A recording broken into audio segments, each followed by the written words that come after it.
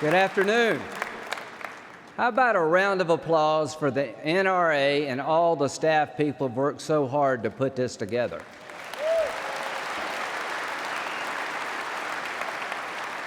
This is a well-run convention, and Chris and his team in Washington are there on your behalf. When any bill comes up for the Second Amendment or against the Second Amendment, the NRA legislative team led by Chris is there on your behalf, and they deserve a round of applause.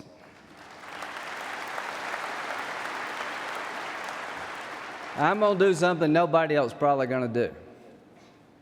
I want to thank the Democrats who support the Second Amendment. And they are few.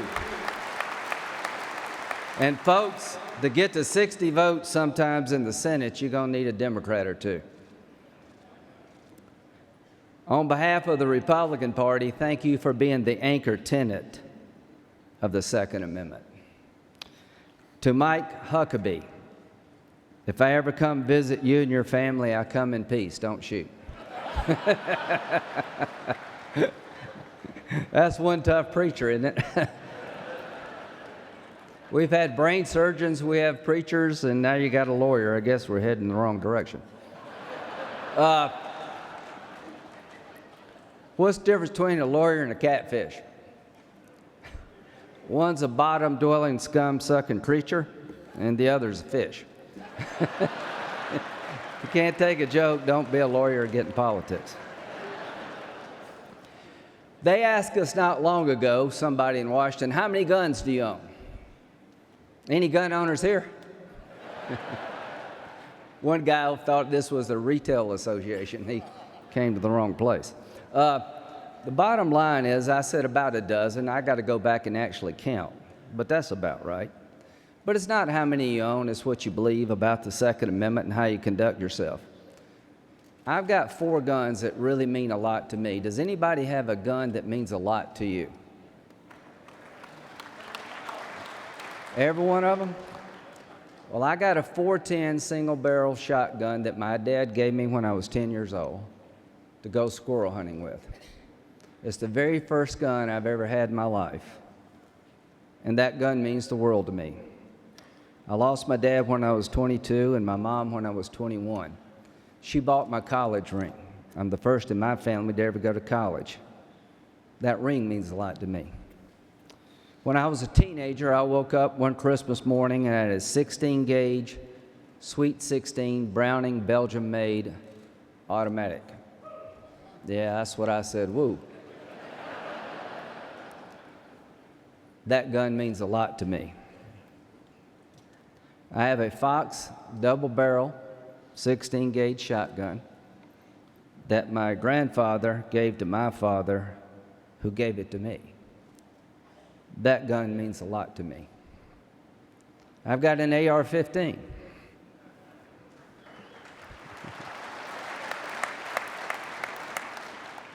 That gun means a lot to me.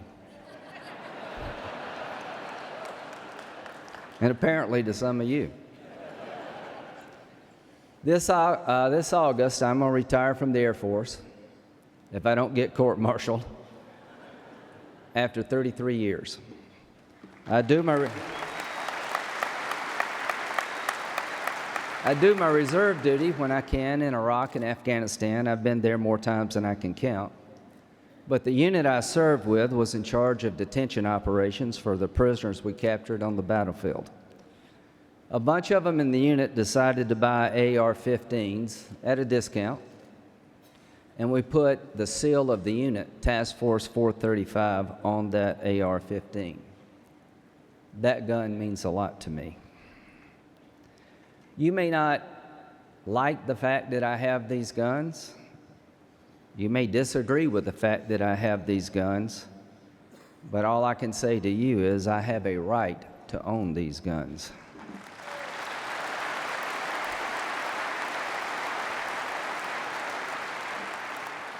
I have a duty to be responsible with these guns. Do you agree with that also?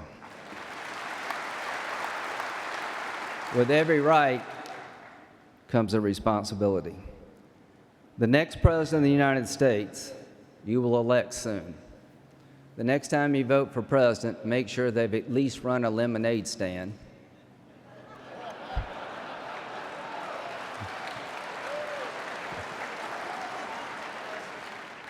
They're proud of their country in terms of being exceptional. And they know somebody who owns a gun.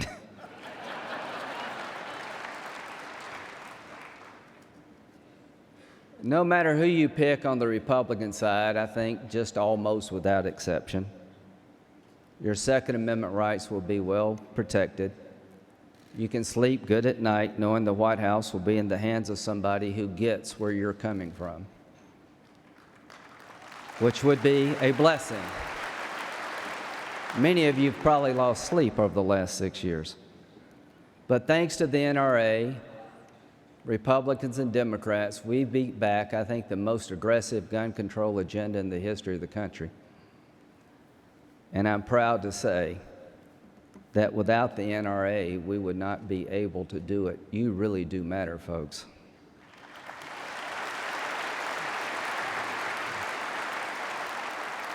But I want to change topics now. The next president of the United States needs not only be able to defend the Second Amendment, but defend this nation. The next time you vote, make sure you're voting for somebody that knows what the hell they're doing when it comes to being commander-in-chief.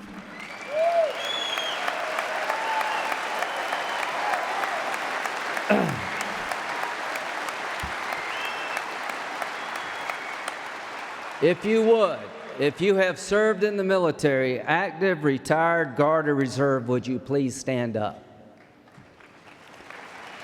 Thank you all so very, very much.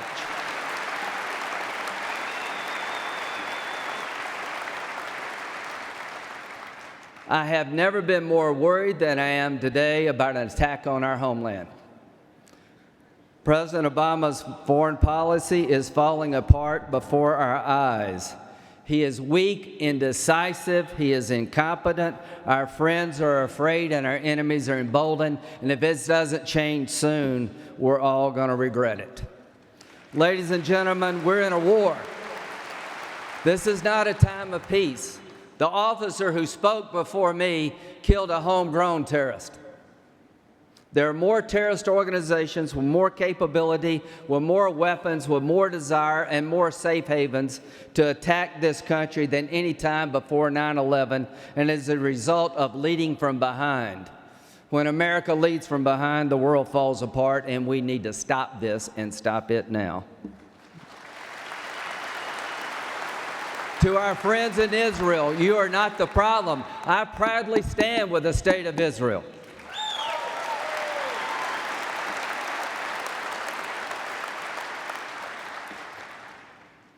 A lot of us are thinking about running for president. Here's the one thing I can tell you I think about a lot.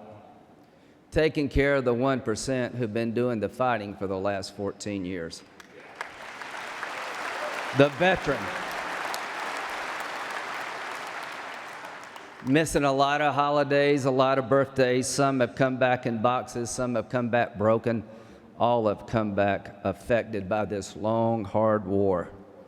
But to the enemies of this nation, the military is not war weary. They are coming after you.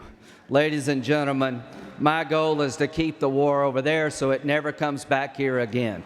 My goal is to make sure that we go after those bastards that are trying to kill us and everybody like us and make sure that they feel the wrath of this country, that we dig them out and we kill them because there's no other substitute. We're at war. We're at war with radical Islam. We're at war with people who hate us, who hate the idea that we would worship God differently than they would. We're at war with people who are crucifying young children, who are raping and selling women into bondage, who are putting people on fire.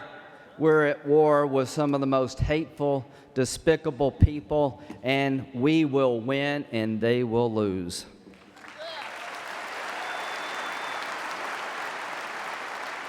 I do not know how to defend this nation without some of us being willing to go over there and fight and die. Freedom is not free.